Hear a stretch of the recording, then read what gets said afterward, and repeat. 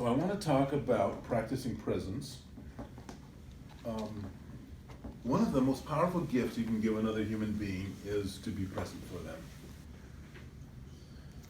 If you're doing dishes and your daughter comes up and says, "Mommy, I want to show you this picture I made." You turn and you look, "Oh, that's really good." You've given them 20% of your attention because the water's running and you're washing dishes and you go right back to washing dishes. That's not exactly what I'm quality. That's just acknowledgement. But if you were to give that child 15 or 20 minutes of complete 100% presence, people blossom when you give them that kind of attention. So one of the things I recommend in parenting is actually just setting aside 20 minutes to a half hour of just presence. I'm here for you. I'm listening to what you have to say. I'm not judging. I'm not evaluating. I'm just being present. The essence of being present is what we call mindfulness, being in this moment. So I want to talk about what does it mean to be present, to be in this moment. And I visually, I think of it as like a timeline, with this is the future, and this being the past. And this moment right here, we call now. And there's two ways of thinking about this. One is that now lasts a split second, because I just said that word and it's already gone. It's no longer in the present. Everything that I just said is in the past, correct? Until I say the word now again, and now. So now is constantly moving. But in another sense, now is the only time there is. There is no such thing as the past. You can't point to the past. You can't change the past. It doesn't exist anymore except as a memory. And when is that memory happening? Right now. And the same is true of the future. The future doesn't exist. A weatherman can't even accurately predict tomorrow's weather, let alone what's going to happen next Tuesday or next Thursday or a month from now. It's just too variable. So we can't predict the future. We can't change the past. So we only have one place to really be where we're effective at all, and that's this moment now. So the art of mindfulness is learning a new skill. We've all learned the skill of memory. We've all learned the skill of storing data. We've all learned the skill of tracking. But we haven't learned the skill of letting go and just being present. Imagine that your brain has slots. This is a fun way for me to discover how the brain works. There's a theory that says your brain has 5 slots of awareness. And in this moment, they're filled with me standing up here. So you're looking at me up here, and hopefully you're listening to the thoughts the words that I'm saying. Maybe you're taking notes. Maybe you're aware of your sitting in the chair. Maybe you are aware of the sound of the air conditioning. But around 5, your slots of awareness are full. You can't pay attention to that. So when somebody walks into the room, for a moment you stop looking at me and you stop listening to what I'm saying, because your attention is on the other person walking into the room and wondering, something about them. Where were they? Or I hope they didn't miss anything. And then you come back to, oh yeah, wait a minute, I'm listening to Jim. And what he's saying and how incredibly wise and wonderful it is. And how humble Jim is as a speaker. And modest. In fact, that's really my only flaw, is my modesty. So, that makes sense? The idea of you can pay attention to about 5 things at one time? So this becomes really interesting, because as it turns out, the phenomena is that if you have most of your slots filled with thoughts about the past, and you're thinking about the past all the time, or primarily, you tend to be easily depressed. Because you're thinking about what happened that you didn't do, or what happened that you did do that you shouldn't have done, or what you could have done if you would have. And so the depression is about the past. What do you think happens if all of your attention is on the future? What's going to happen? What ifs? What is that? Anybody? Anxiety, exactly. Anxiety is about the future, forever and always.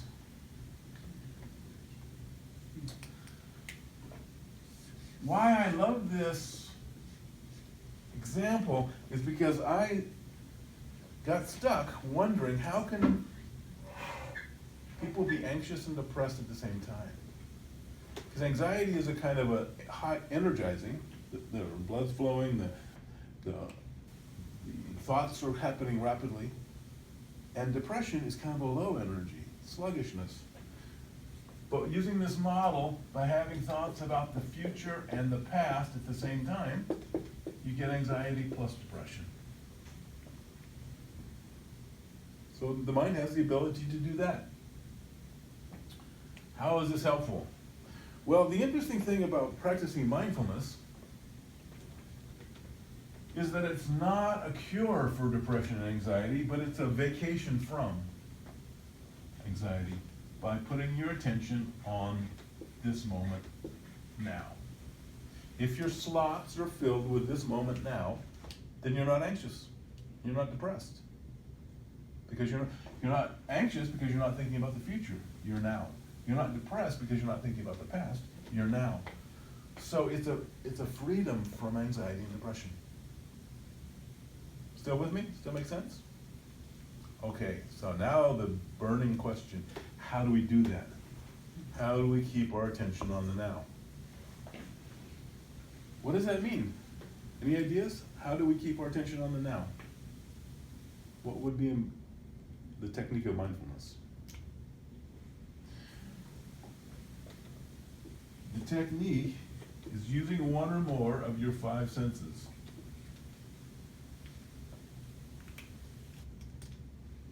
Sight, sound, touch, taste, smell. Because those are happening now. Everything else is thoughts, is memory. So, when I first started learning mindfulness back in early 70s, 71, 72, one of the first things I learned was a visual technique where you stare at a candle flame and you watch the candle flame flicker. And every time you start thinking about fire, about wax, about where the wax, then you're back into thinking, you let it go, and you come back to the moment now. And you watch the candle flame. So that was an early mindfulness technique. And then I moved on. One of my professors was actually teaching a technique called spotting, where you would close your eyes and you would notice the spots in the darkness when your eyes are closed. And you would try to keep the spots from moving. If you looked at a spot, it would move away. So the idea was to relax the eyes and keep the spots from moving. Again, a visual technique. And then in 1972, I learned Transcendental Meditation, TM.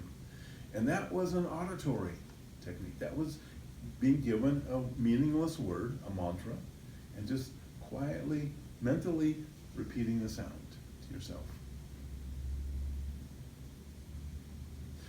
What's a mantra? Virtually every word you have ever learned has two components. It has the sound, and then it has the meaning. So if I say the word chair, the ear hears ch, air, the sounds. And the brain says something to sit in. But imagine a word where you have no meaning. You just have the sound. The example that I love to give is Raslabsa.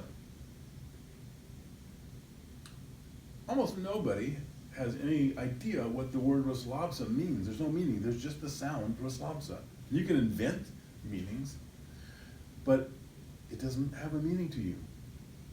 That's kind of the idea of a mantra, is you have a sound with no meaning. So you don't get hooked in the thoughts, you just repeat that sound.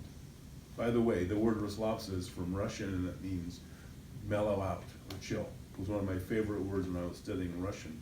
I could just say Raslavsa, relax. So that was the auditory technique that I learned.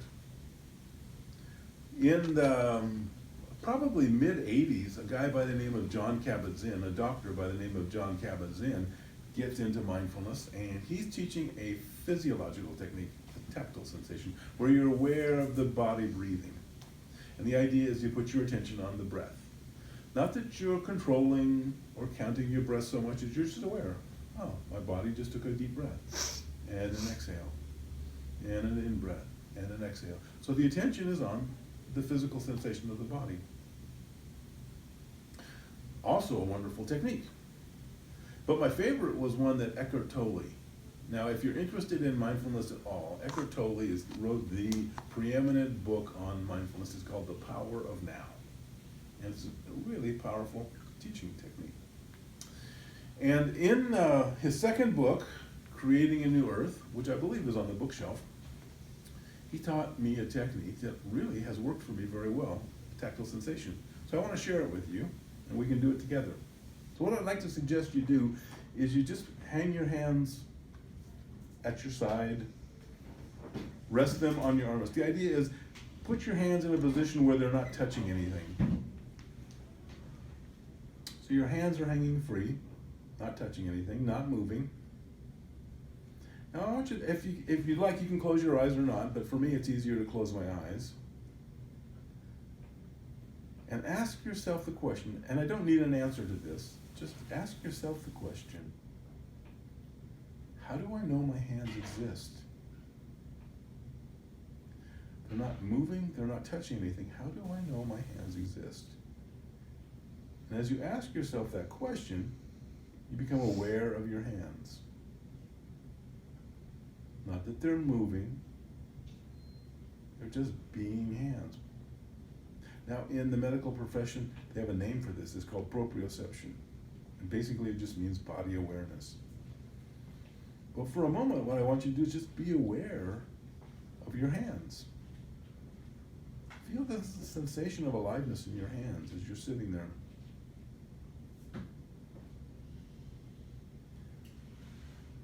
For some, it's a tingly sensation.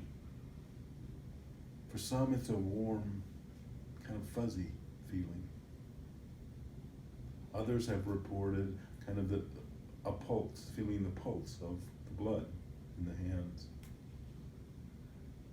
There's no right or wrong.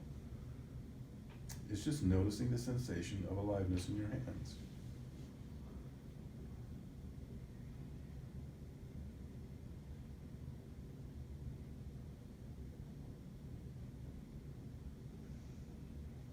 And usually within about 15 seconds, the mind starts off on its trip. This is really kind of cool. Or this is really stupid. Or what? How long is this going to last?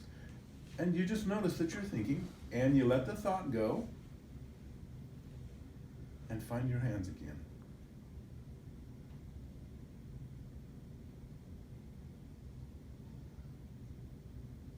And feel the aliveness.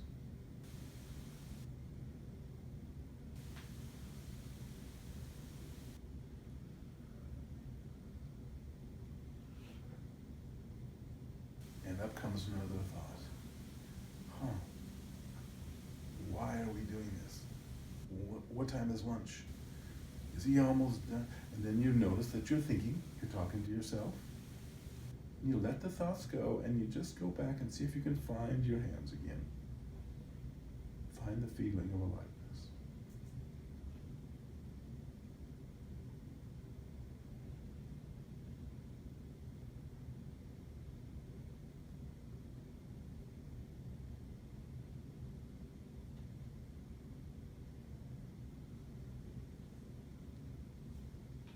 Notice if there's judgments, or boredom, or restlessness.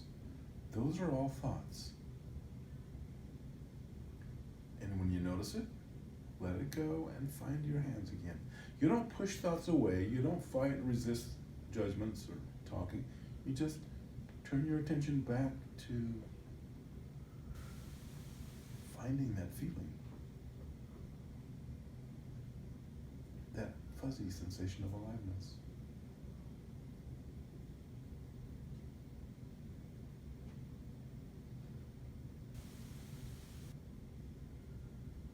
And you'll have another thought. Don't beat yourself up. It's not about wrong. Thoughts are a part of the process. And the art of mindfulness is noticing that you're having a thought and then finding your hands again.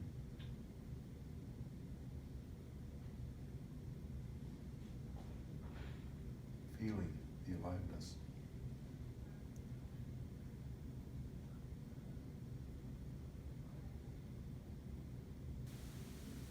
Listening to the body.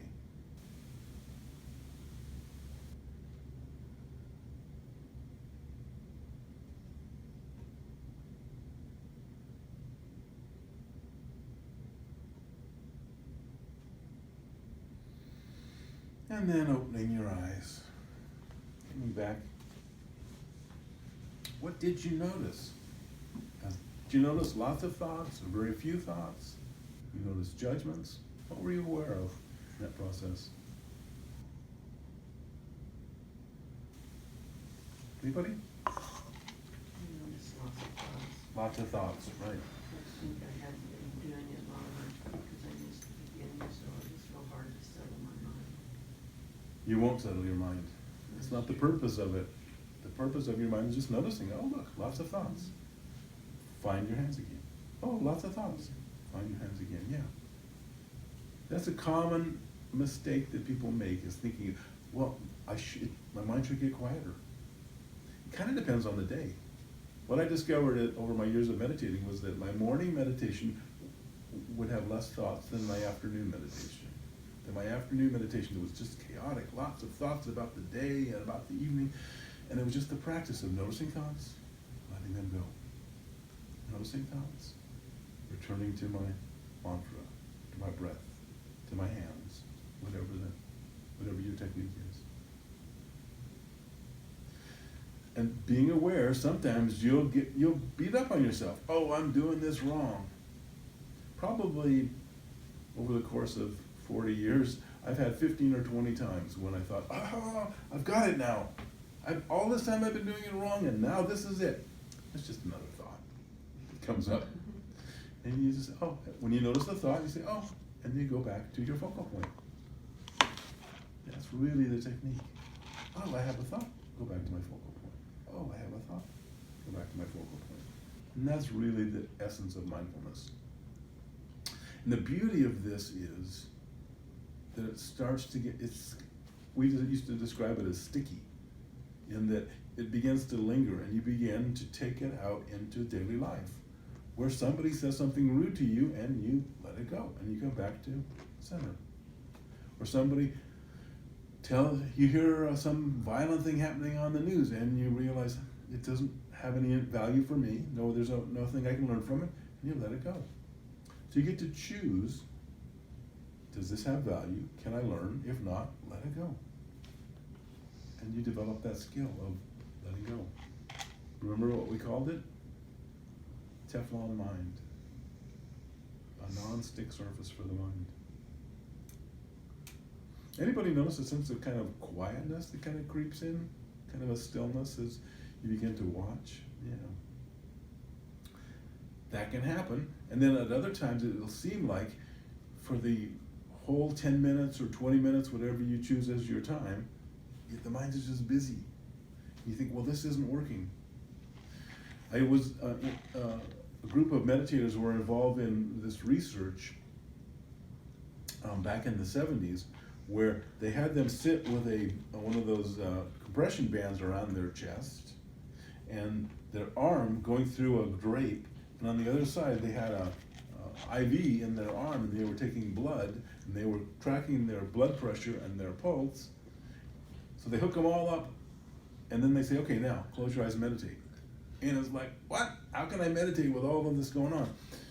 And people complained that they had really shallow meditations because of all of the things going on. But in fact, the measurements showed them being really deeply, peacefully quiet. That their body went twice as deep as sleep and stayed there for the whole meditation period. So you don't always know subjectively if it's working or not, which is why what we tell people is you don't meditate for an experience. You don't meditate until you're peaceful. You don't meditate until your mind quiet. You meditate for your time. You set aside a time. When I learned transcendental meditation, it was 20 minutes in the morning before breakfast and 20 minutes in the afternoon before dinner. And you didn't decide, well, I've been doing it for 10 minutes and it's not working. What was that? What is this? When you hear, I did it for 10 minutes and it's not working, what is that? It's a thought. And what do you do when you have a thought? You let it go and come back to your focal point. Exactly. So the idea was you meditated for 20 minutes. So how I learned to do it was I would set my watch, or not set my watch, I would look at my watch and say, okay, it's 10:50 right now. That means I'm going to meditate for 20 minutes. That means my watch will say 11:10 when I finish. So I would just close my eyes and I would start a mantra. And when I thought, okay, it's probably 20 minutes, I'd peek. And if it didn't say 11:10, I'd close my eyes and I'd keep going. And when it did say 11:10, then I would take a couple of minutes. You just stop meditating and you just sit and relax for a couple of minutes. And then return to a sense of balance, and then begin your day.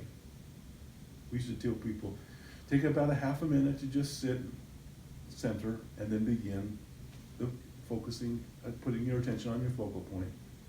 And at the end of meditation, you just stop and sit with the eyes closed, relaxed for a minute or two.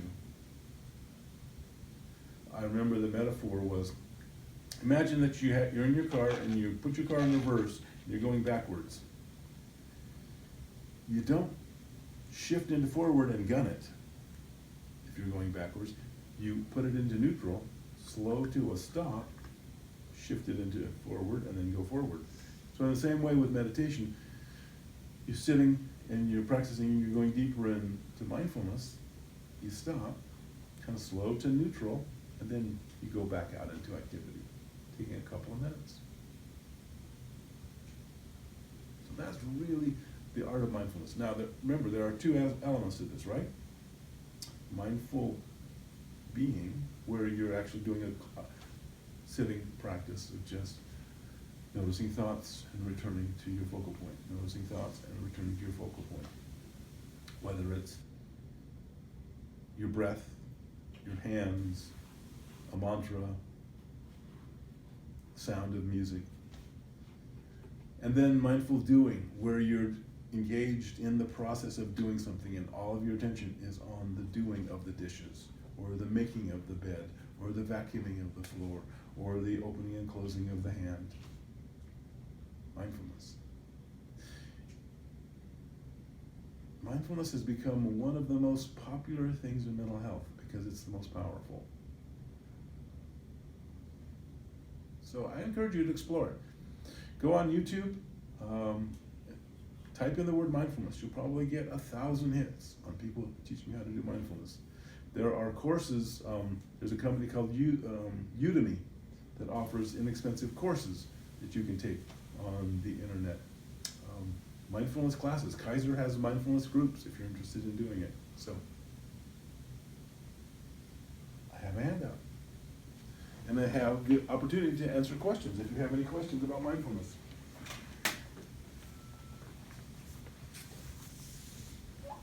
Anybody? Everybody? Did I answer any of your questions, or did it just put you into a stupor? No. Oh.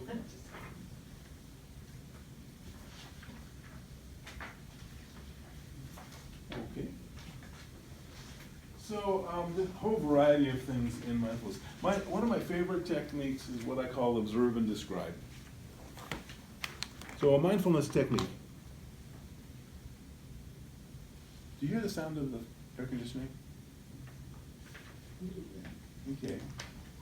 Now, while you're listening to the sound of the air conditioning, notice your back against the chair. What parts of your body are touching the chair?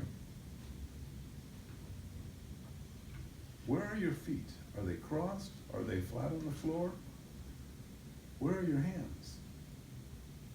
If you're wearing glasses, notice, can you feel the sensation of your glasses on your nose or on your ears? So you've got the fan, you've got your body in the chair, position of your feet, position of your hands, the sound of rustling paper. We're doing mindfulness. That's all there is to it, really. So at any moment, at any time, you can just become aware of what your five senses are recording. So in my little image here, I have a focal point that I'm practicing. It could be a candle flame, it could be a mantra, it could be the awareness of my hands. And what will happen is, within about 15 seconds, 10, 15, 20 seconds, you'll have a thought. And the mind will wander off into a thought. By the way, how many people have tried meditating and found it didn't work for them? A couple of people. And the reason why, when I ask people that, and I ask them why it didn't work, their answer is typically, I can't stop thinking. And I'm always sad when I hear that, because mindfulness and meditation is not about stopping thoughts. I started meditating in 1972, and I've been meditating religiously ever since, 45 years or longer, and I have thoughts in every meditation. Thoughts don't stop. The real aha, the real understanding of mindfulness is noticing that you're thinking, and then going back to whatever your focal point is. The thoughts never stop. So you're practicing your awareness of your hands, and you have a thought. And at some point you recognize, oh, wait a minute, I'm not meditating anymore, I'm thinking. And you let that thought go, and you come back. And you put your attention on your breath, or you put your attention on your hands, or on your mantra. And then you have a thought about the past. It could go 10 seconds, or it could go 3 minutes. This morning, and when I was meditating, I got caught in a thought, and I probably spent 10 minutes before I realized, wait a minute, you're tripping. And I let the thought go, and I come back. And I start practicing, I start focusing on my focal point again. So what happens is, over and over again, you're having a thought, you come back. You have a thought, and then you come back. If anything improves in the practice of mindfulness, what might happen is that this time that you're thinking becomes less. So that you find that you recognize thoughts and they become shorter. But thoughts never stop for very long. For brief periods of time, you might have a sense of quietness, but the minute you become aware, oh, I'm not thinking, guess what just happened? You had a thought. You had a thought. Oh, I'm not thinking. So it's not about stopping thoughts. It's about noticing that you're having a thought and letting it go. See, in our educational system, we're taught to remember. You're given this information, and with the information comes the message. You're going to have to repeat this information to me at the end of the day, at the end of the week, at the end of the semester. You have to have it memorized. I have never used the information that Christopher Columbus came over to the Americas in 1492 on the Nina the Pinta in the Santa Maria, but it stuck in my brain. This is what we call Velcro mind. Stick it into there on the Velcro, and it's there forever. I had to memorize the Gettysburg Address. 7 years ago, our forefathers came upon this nation, a new nation, conceived in liberty and dedicated to the proposition that all men are created equal. Now we are engaged in the Great Civil War. I mean, it goes on. It's there, Velcroed into my brain. The soliloquy in Julius Caesar by Mark Antony. Friends, Romans, countrymen, lend me your ears. I come to bury Caesar, not to praise him. The evil that men do live after, the good is often interred in their bones. Why do I have this in my brain? That's the Velcro mind that we're taught in school. What dialectical behavior therapy, DBT, what mindfulness teaches is a whole new approach, which is called Teflon mind. Teflon mind is the ability to let stuff go. And how valuable is that? To catch yourself worrying about something, realizing that it's spoiling your day, and letting it go. That's the beauty of mindfulness. Teflon mind. Make sense? So the idea is having a focal point, one of your five senses. I've talked about three. You can also use taste, and you can also use smell. For me, I've found that they're not quite as effective. The most powerful for me is the tactile sensation, awareness of the hands, or using a mantra. I have a CD with the sound of rain that just plays for a half an hour. And so it's just, and every time my mind starts to wander, I come back and I hear the rain again. The idea is that you have a focal point, and you're focusing there, and then your mind wanders, and you bring it back. And your mind wanders, and you bring it back. One of the things I learned in Transcendental Meditation is this wandering of the mind is actually serves a purpose. When the mind wanders, it's releasing stress. And the minute you realize, oh, wait a minute, my mind's wandering, that release of stress is done, and you come back, and you start over again. So it's constantly releasing the stress of the mind, the stress of the body. And that's the value of thoughts in meditation. That's where the magic happens in life. You stop obsessing on something and just let it go. I'm learning golf. I've been learning golf for probably 5 years now. And one of the big things in golf is letting go of the last hole that you played, the last bogey that you made, and just being here now for this shot. Not worrying about what the score of the other players are, not worrying about what you've done in the past, not worrying about what you did on this hole the last time you were here, but just being here in this moment now. That's the practice of mindfulness. Now, this is a specific type of mindfulness called mindful being. When you're meditating, sitting with your eyes closed or open, and you're practicing this practice, I call this mindful being. You're not doing anything, you're just being present. In Zen, they call it sitting. Zazen is the practice of just sitting for a period of time and just noticing what you notice. Oh, look, I'm having a judgment. You let it go. Oh, look, I'm having a thought about pizza, and you let it go. Oh, look, I'm having a thought about my mother-in-law, and you get, all of a sudden you're off on this thought about what your mother-in-law did to you and how, and the minute you recognize, oh, wait a minute, I'm thinking, you come back to your focal point. And that's the practice of mindful being. And this is something that can actually enhance your life in dramatic ways. To be present for your child, to be present for your partner, to be 100% in the moment can be a really powerful gift. How do you practice mindful doing? That's when you're engaged in activity, but you're there in the moment. You're not thinking about the past. You're not thinking about the future. You're just doing. So holding a hand out, what I'm going to ask you to do is make a fist. Not yet. Wait a minute. Because everybody makes a fist. By the way, when you made that fist, how did you do it? Closed my hand. Yeah, so what was the mechanics? How did you make the fist? Hold my fingers in here. The reality is you just do it. You don't think about it, right? That's habit. And it turns out habit is the opposite of mindfulness.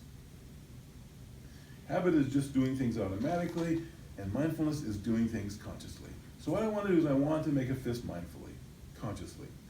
The way I found that works best is I'm going to time it. I'm going to ask you, and I'll even set my timer, I'm going to ask you to take 2 minutes to go from open to closed. And I want you to just pay attention. Notice your thoughts. Notice sensations in your body. Notice what you're seeing. All right? So, beginning now, slowly and notice what moves first. What joint? What knuckle? What finger? Notice the colors in your hand and the lines. The sensations.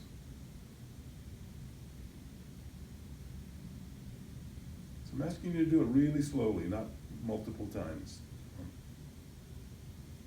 Just slowly. Notice the thoughts that come up. This is the stupidest thing I've ever. No, and let it go and just keep moving slowly. I'm noticing I don't see any fingernails yet. And some fingers are bending more than others. And it's the first joint that bends the most initially. And I'm noticing some tension in my arm, right at my elbow.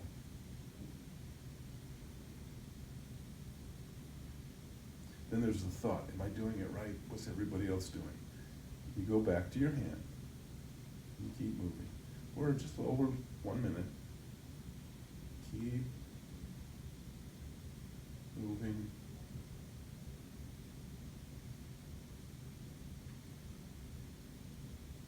Oh, my fingers are starting to come together now. They're touching.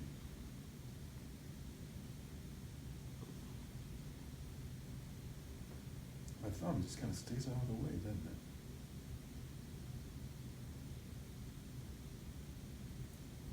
Oh, my little fingernail has just touched down. And then the next.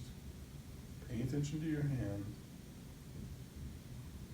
Noticing as my fingers roll in and my fist starts to clench and my thumb comes across, touches my fingers.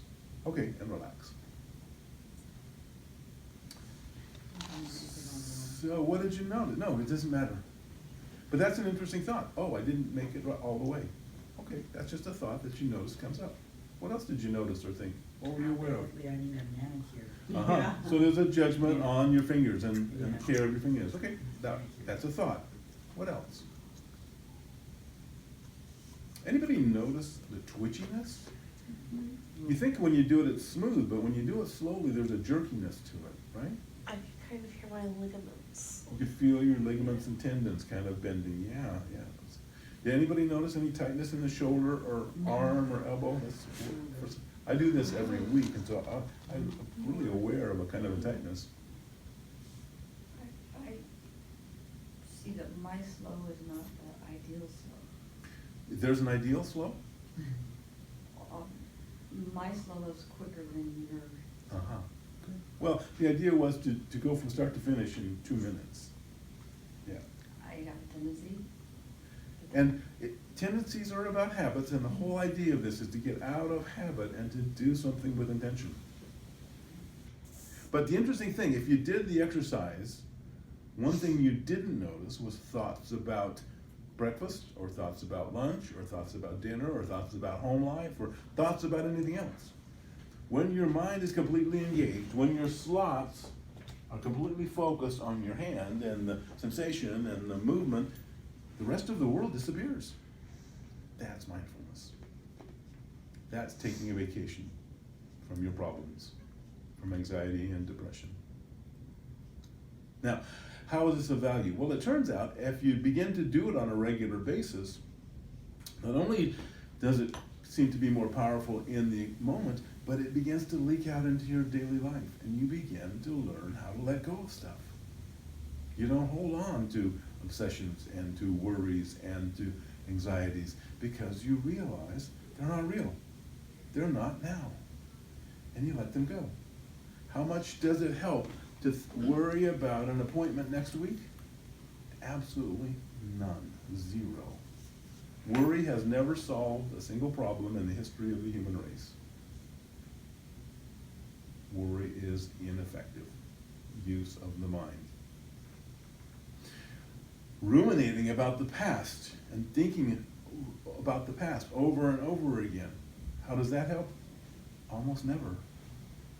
You know where the word ruminate comes from? Turns out there's a kind of an animal called a ruminant. Cows and goats are ruminants. What that means is they have multiple stomachs, and they chew and digest, and they chew and digest. It goes into the first stomach, they regurgitate it, they chew it some more, and then it goes back into the stomach, and they regurgitate it and chew it some more, and they're chewing it over and over again. And to ruminate is to chew on something that's happened in the past and not digest it. And it absolutely doesn't help. It tends to make us depressed. So the solution to this is mindfulness. Letting go and being in the moment.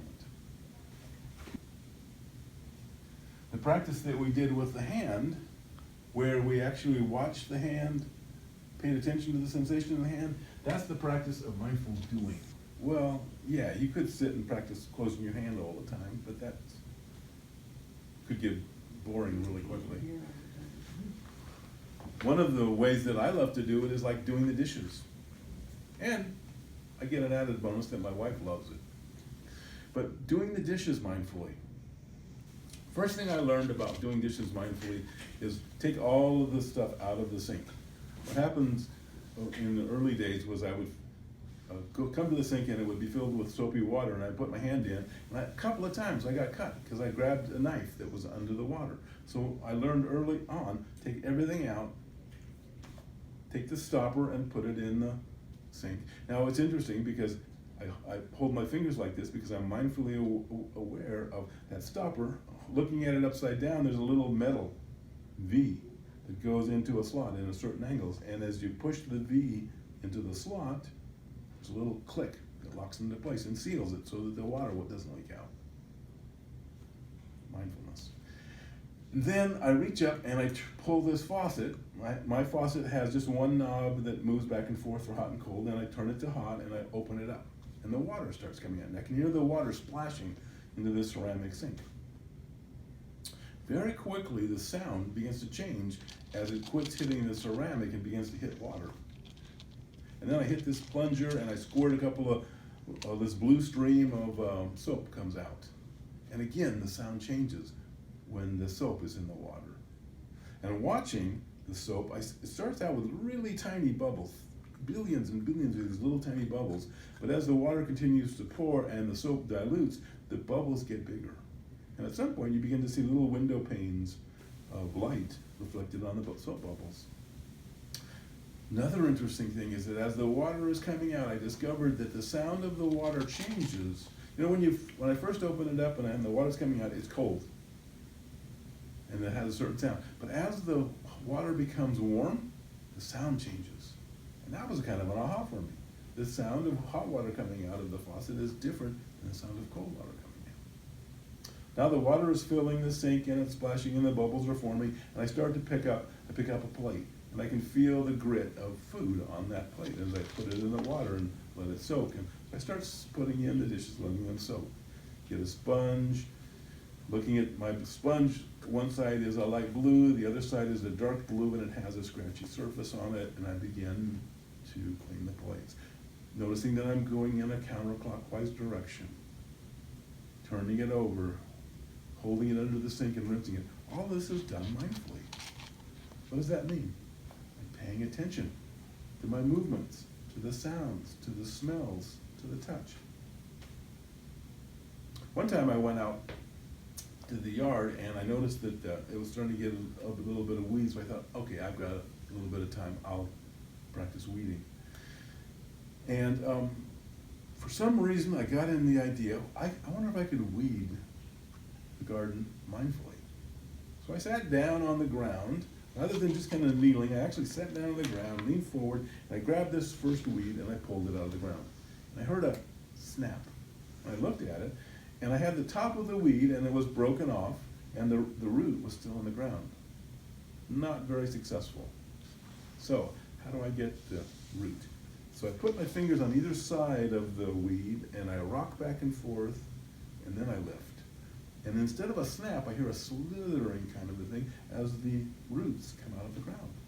Cool. So now I'm wiggling, pulling, and throwing them in the bucket. Wiggling, pulling, feeling the sun on my neck. the smell of the grass and the flowers and the weeds. I spent 2 hours pulling weeds and enjoying every minute of it because I was really engaged in pulling weeds. The art of mindful doing. There's a saying in Zen, before enlightenment, you chop wood and you carry water. After enlightenment, you chop wood and you carry water. The difference between the two is that after you understand the concept of mindfulness, what you're doing is just chopping wood. You're not thinking about your taxes. You're not thinking about who you would like to take that axe to.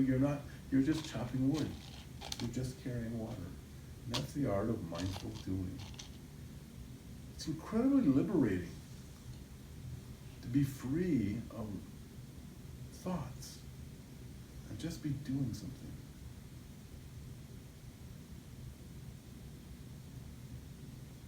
Now, one of the things that comes up over and over again is judgment. And the art of mindfulness is letting go of judgment. There's not a right or a wrong or a good or a bad. There's just doing.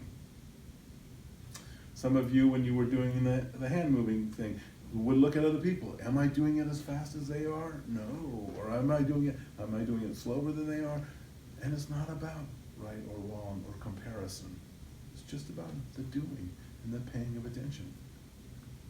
So realistically, while I kind of encourage people to do it my way, doing it multiply, doing it fast 15, 20 times in that 2 minutes could just as easily be effective if you're mindfully doing it, if you're mindfully aware of every bit of the movement. I've just found that it's really most profound for me to slow down and take the time of moving. So the idea of mindfulness, presence, is in noticing. In DBT we have these circles. We have the rational or reasonable mind, and we have the emotional mind. And they're present in both of us all the time. And we're constantly moving back and forth between logic and emotion. When we are solving a problem, when we're paying taxes, we tend to be in logical, rational mind. When we're snuggling, when we're playing with our kids, when we're doing something we enjoy, we're in emotion mind. One of the techniques of mindfulness is, where am I right now? So being mindful is just noticing, oh, right now I'm talking about mindfulness, so I'm really in my reasonable mind. I'm talking about logic. And then half an hour later, I get a phone call that's really upsetting to me, and now I'm in emotion mind. So one of the concepts of mindfulness is, where am I right now? The mindful being, the meditation, is a process of quieting the mind. Kind of settling into what we call this area here of wise mind, balanced or wise mind. And that's one of the advantages of doing a mindful meditation, is returning to a state of balance. You don't always want to be there. When you're doing your taxes, you want to be rational. When you're hugging your best friend, you want to be emotional. But it's learning how to be aware of where you are, and the skill of centering if you want to center. And that's one of the techniques of mindfulness.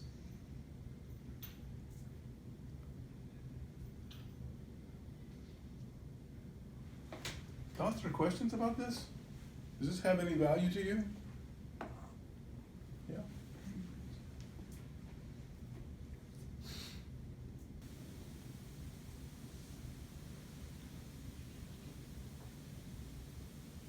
Thank you for your attention, for your interest. If you have any questions, I'm here all day.